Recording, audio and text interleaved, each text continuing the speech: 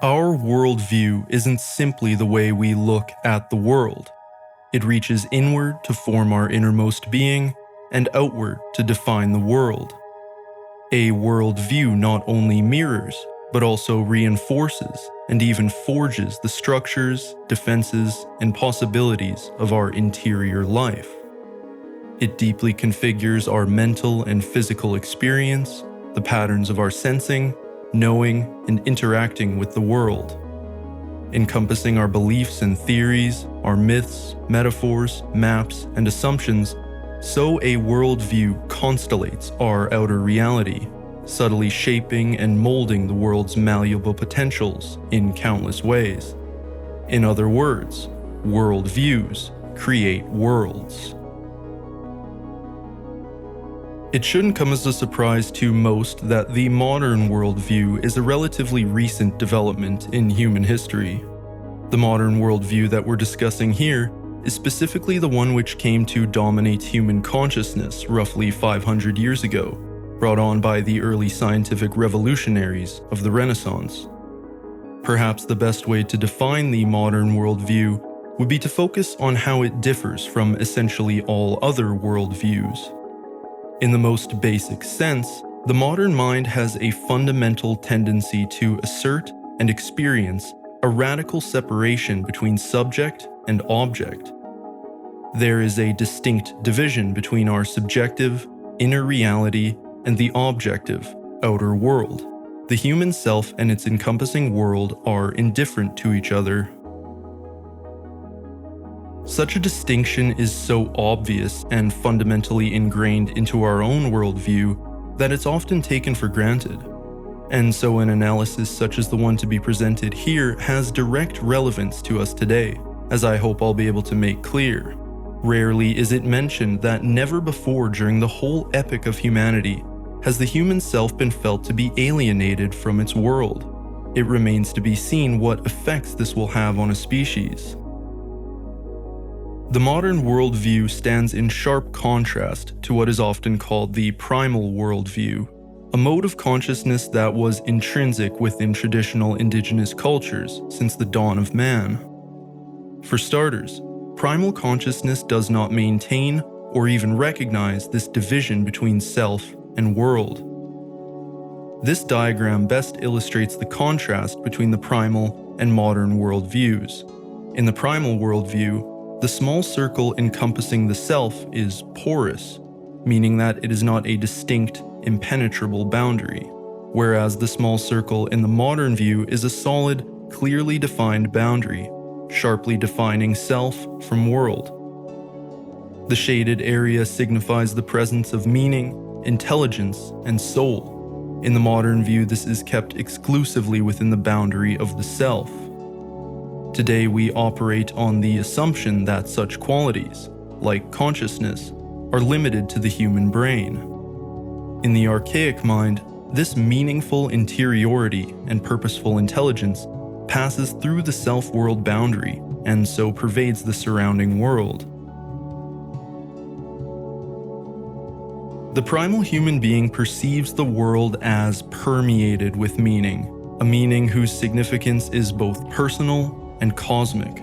Quote, "Spirits are seen in the forest, presences are felt in the wind and the ocean, the river, the mountain. Meaning is recognized in the flight of two eagles across the horizon, in the conjunction of two planets in the heavens, in the unfolding cycles of the moon and sun. The primal world is ensouled." Primal experience unfolds within the Anima Mundi, a world soul. It was a world that was regarded as being alive, a living matrix of purpose and meaning flowing continuously between the internal world of the human and its encompassing world. To the primitive, archaic mind, the world could be seen as saturated with signs and symbols, spirit and soul, and a creative, purposeful intelligence which was in direct communication with the individual. The workings of this Anima Mundi, or world soul, can best be seen as communicating in a way that is symbolic, mythical, and archetypal. In this way, primitive human beings saw themselves as directly participating in the unfolding story of the natural world and cosmos. In Jungian terms, this is known as the participation mystique. A partial loss of the sense of individuality that was not only innate within the close-knit social and communal settings of primal life, but further, it was a dampening of the sense of self that extended into the objective world. Within the framework of the Swiss philosopher and linguist Jean Gebser, this primal mode of consciousness is very similar to the archaic structure within his 5 structures of consciousness, presented in his magnum opus, The Ever-Present Origin. Gebser proposed that human consciousness has undergone a series of transformations, or mutations, evolutionary changes in awareness that are distinct from biological evolution, as it shifted through each unfolding consciousness structure. Gebser's 5 structures are the archaic, the magical, the mythical, the mental, and the integral. Each structure builds upon the last, but offers a fundamentally new way of experiencing the world. In the archaic structure, the human being is completely immersed in a dreamlike world and is unable to separate or untangle their self from that world. Gebser describes this as, quote, akin to the original state of biblical paradise, a time where the soul is yet dormant, a time of complete non-differentiation of man and the universe. Archaic consciousness could be seen as a state of continuous flow, with awareness moving seamlessly along life's processes, and with no division between actuality and potentiality. Due to the very nature of this type of consciousness, written evidence is essentially non-existent by definition. In fact, any written utterance from these earliest times would be suggestive of a transitional period. Humanity's desire and urge to preserve knowledge through written text, as Gebser suggests, comes about because of a waning of genuine understanding about life and anxiety about the loss of vital knowledge.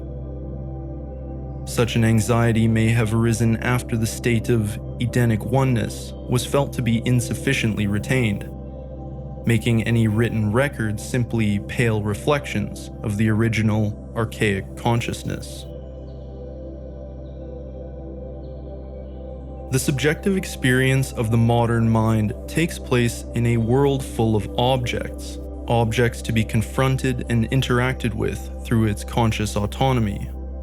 Nature, for instance, to the objective mind exists as a neutral entity, natural resources to be collected, extracted, and developed into useful things.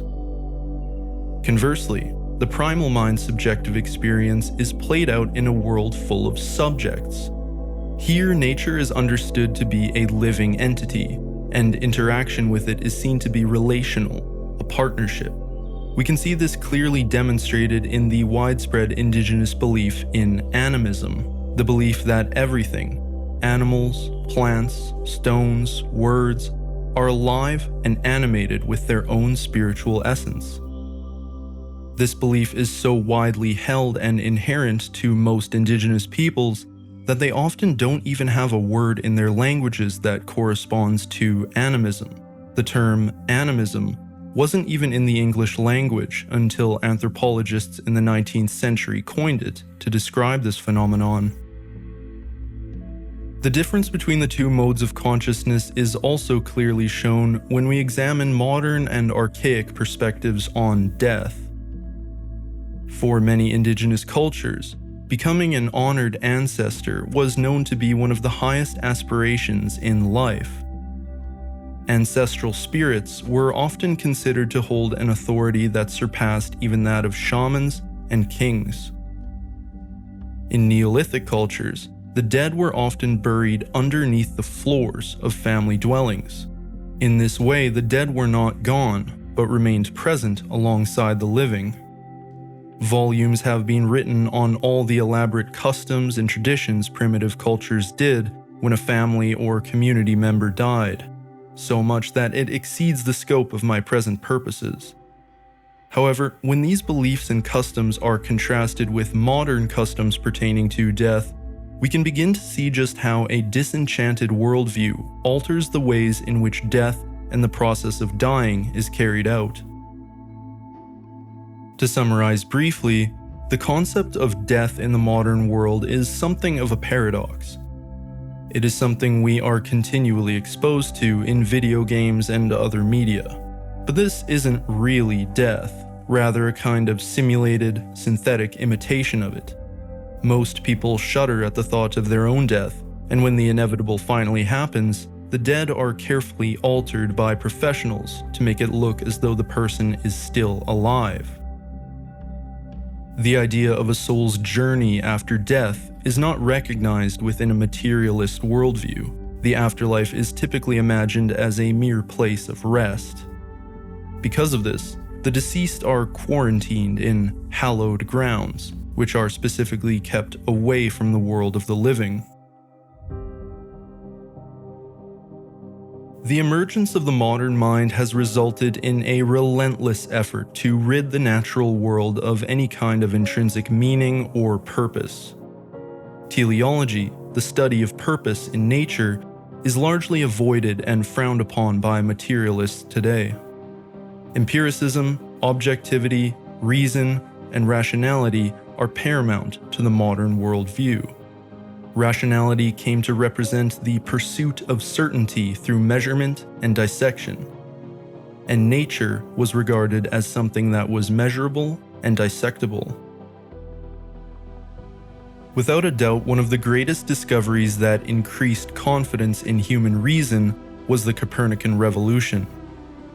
In reflecting on the sheer magnitude of significance that the scientific revolution had on our collective consciousness, it is often overlooked just how spiritually significant the original discovery of Copernicus was. For untold ages of time, the Earth was seen to lie at the center of the cosmos, as it was the most obviously solid and stationary world in which countless generations observed the heavens. As Copernicus, Kepler, Galileo, and others began to realize the implications of the heliocentric theory, that the Earth was itself freely floating through space, orbiting the Sun in an ever-expanding universe with no fixed center, the sense of cosmic upheaval must have been utterly inexpressible. The old cosmology was shown to be a vast illusion, and the dawning of the modern mind was accompanied with the dawning of a new universe. Nothing bolstered confidence in human reason and intellect quite like the Copernican vision. The modern mind used its reason and empirical observations to liberate itself from an old cosmology that was confining and deterministic. This vast new universe, however, was one that was spiritually empty and indifferent to human concerns. It was infinitely vast, yet impersonal, unconscious, and governed by random processes lacking any apparent purpose or meaning. Life on Earth became simply a curious accident, emerging from who knows what and headed for who knows where. Our collective consciousness at a deep level was decentered and estranged. From the 17th century onwards, essentially the entire intellectual tradition was transformed. Through minds like Descartes, Hume, Kant, Darwin, Nietzsche, and Freud, only to name a few, human consciousness had found itself both liberated and empowered, but at the same time more isolated and adrift than ever before. Intellectual superiority over the natural world came at a high price. The human soul in this new cosmos was fundamentally problematic, solitary, accidental, ephemeral, and inexplicable. The modern universe has no place for the human soul. And so the modern human came to experience itself as separate from the world, concluding that the only sources of purpose and meaning come from within. That is to say, that aside from whatever the human being may perceive in the universe as being beautiful or meaningful, that universe is merely matter in motion, the entirety of the cosmos being a collection of neutral facts, mechanistic, impersonal, unconscious systems ruled by natural laws and blind, random chance. Purpose, intelligence, imagination, and creativity are seen as strictly human faculties. They are merely a byproduct of consciousness, and for the modern mind, to project them onto the natural world would be a misstep in reasoning. As we will soon see, thinkers like Rupert Sheldrake and Terence McKenna have challenged this bland interpretation of nature, and in many ways have helped spark the re-enchantment of the cosmos. Yet even within modern science, traces of this desire for deeper meaning and purpose emerge, albeit subtly. In attempts to explain biological or neurological processes, science often resorts to metaphors like machines or computer programs to illustrate complex systems. The metaphor of the genetic program, or code, is a prime example, as programs and lines of code are mechanisms specifically designed by intelligent, creative minds, with particular purposes being the end goal. Richard Dawkins and his Selfish Genes, where humans and animals are portrayed as vehicles for gene expression and preservation, is another such instance where human qualities are projected onto processes that are assumed to be mechanistic and purposeless. Materialists will argue that some minimal amount of teleology can be useful in explaining evolutionary processes, for example, and so it is easier to say evolution gave wolves sharp teeth for the purpose of predation, regardless of whether there is actually an underlying non-purposive reality where evolution isn't an actor with intentions. In short, it is rejected philosophically, while often being employed for simplicity. Teleology is like a mistress to a biologist. He cannot live without her, but he's unwilling to be seen with her in public. To me, this tension seems to reveal the limits of purely mechanistic explanations. The use of teleological language hints at gaps in our ability to fully describe life's complexity without reference to purpose, intention, or design. I believe that the modern materialist, mechanistic, reductionist view of the world is inadequate, to say the least. In many ways, modern science has taken on roles that previously were the domains of religion and esotericism. It's gotten to the point where reality is so fundamentally incomprehensible to the everyday person that we've appointed an elite select class, a sort of academic priesthood, that is in charge of interpreting ever more arcane graphs produced by ever more expensive machines that have theoretical assumptions built into their hardware and software. There is an almost religious conviction that our access to the deeper truths of reality can only be attained in this way. We are then told to trust that the scientific proclamations from on high are true, even though we ourselves cannot objectively verify or sense these ever more microscopic and macroscopic abstractions. I want it to be made clear that I am not a science denier. I find science incredibly fascinating, and I understand how significant it has been in transforming our world for the better. I do, however, resonate with many of the criticisms of science that the renegade biologist Rupert Sheldrake has expressed over the years. Science operates within paradigms, frameworks often built on assumptions about reality that may not be as fixed as they appear. It is often said that science advances one death at a time, as once a theory or model has been accepted into the standard worldview, any evidence that might not fit in with that view tends to be heavily scrutinized and dismissed. Central to the core idea behind this channel is exploring the questions of who are we, where did we come from, and where are we going? If we are to find any satisfactory answers to such questions, we cannot confine ourselves to any one field of study. The increasingly compartmentalized nature of modern science is another criticism I have. Academic institutions build walls between fields of knowledge that themselves become ever more fragmented and hyper-specialized. As a result of this increasingly narrowed focus, broader connections between fields are not made. Scientists are siloed and lose sight of a more holistic, unified understanding of the world.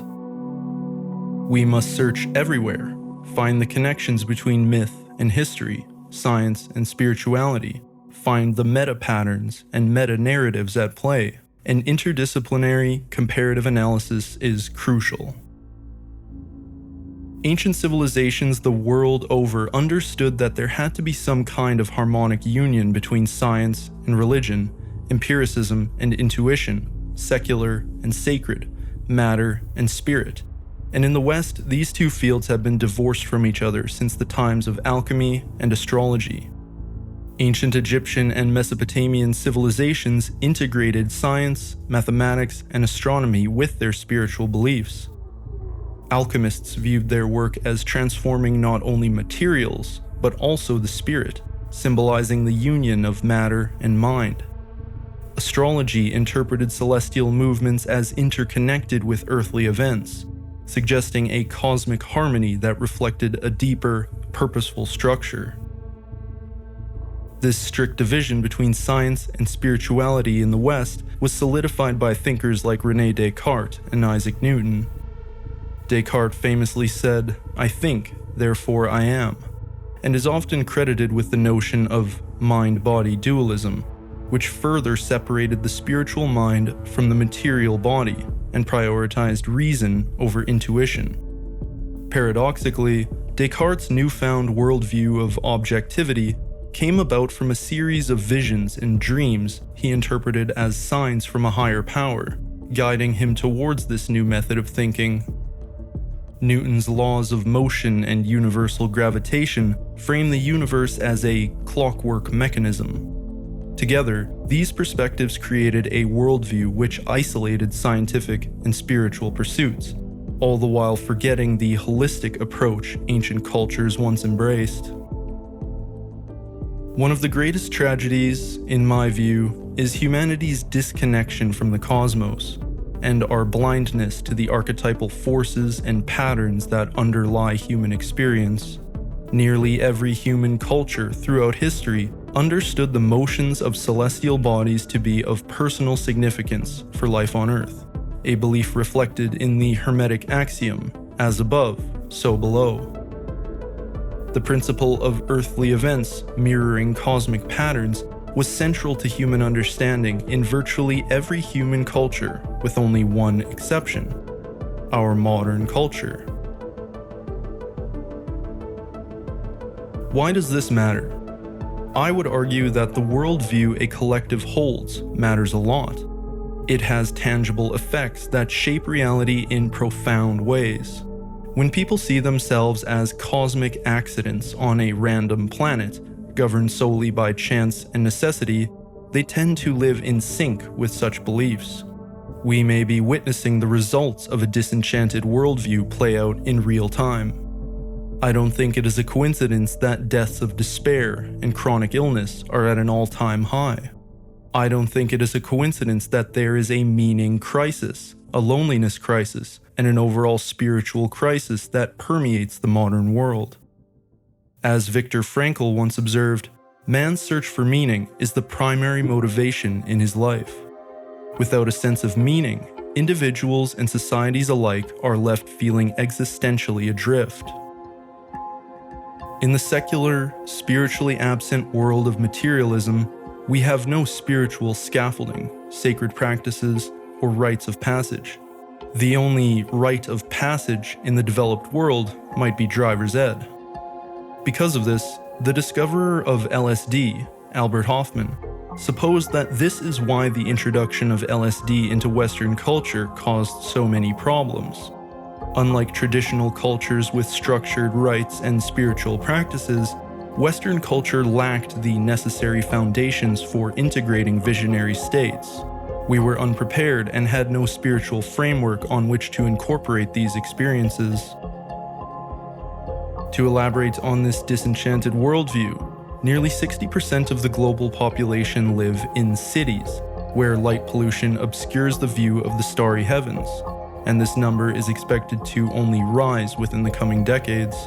Are street lamps really worth it? Modern culture has robbed us of one of the most spiritually liberating experiences that, to the ancients, was a nightly occurrence. To paraphrase Carl Jung, the stars have become mere glints of light, and the symbolic heaven has disappeared. The great problems of life are no longer projected into the heavens. Now they stir in the depths of the soul. This disconnection, however, goes beyond a mere symbolic loss, as light pollution and artificial light sources have been shown to disrupt our circadian rhythms. These are natural biological clocks within us that regulate wakefulness and sleep, digestion and mood, rhythms associated with the changing patterns of light and darkness that life on Earth has followed for thousands of years. By the same token, the idea of constructing temples aligned with cardinal points, or marking astronomical events like the summer solstice or spring equinox, or symbolizing zodiacal constellations was ubiquitous in the ancient world. Yet today, such considerations are almost entirely absent from modern construction. With all that being said, it would be natural for one to become nihilistic about Western culture and the modern worldview. Is human history ultimately an epic story of ascent and progress, or a story of the tragic fall from oneness with nature? I think both narratives are true. They are two valid perspectives, two opposite interpretations that together form a larger, more complex whole, a metanarrative. Take a look at this optical illusion. Is it a white vase or two silhouetted faces looking at each other? It's obviously both. It just depends on how you decide to look at it. Human history wasn't simply one great ascent from primal unconscious darkness into the light of modern science. As I have alluded to in previous videos, there were setbacks. Ancient civilizations understood great cosmic cycles, and history is replete with great rises and falls. It also isn't realistic to think we need to return to Eden and revert to a hunter-gatherer lifestyle. That ship has sailed. I think Terence McKenna's notion of an archaic revival is relevant here. However, it also isn't simply a matter of reviving ancient practices, but further, it's about a change in worldview that is able to recognize the ever-present archetypal significance in nature and everyday life. Your journey of self-discovery and transformation is the hero's journey. That there is more to reality than mere matter in motion is something that we all intuit to varying degrees. As was said at the very beginning, worldviews create worlds. As soon as we allow ourselves to think of the world as alive, we recognize that a part of us knew this all along. It is like emerging from winter into spring. We can begin to reconnect our mental life with our own direct intuitive experiences of nature. We can participate in the spirits of sacred places and times. We can see that we have much to learn from traditional societies who have never lost their sense of connection with the living world around them. We can acknowledge the animistic traditions of our ancestors, and we can begin to develop a richer understanding of human nature, shaped by tradition and collective memory, linked to the earth and the heavens, related to all forms of life, and consciously open to the creative power expressed in all evolution. We are reborn into a living world. Rupert Sheldrake. Thanks for watching, and until next time, stay curious. Peace.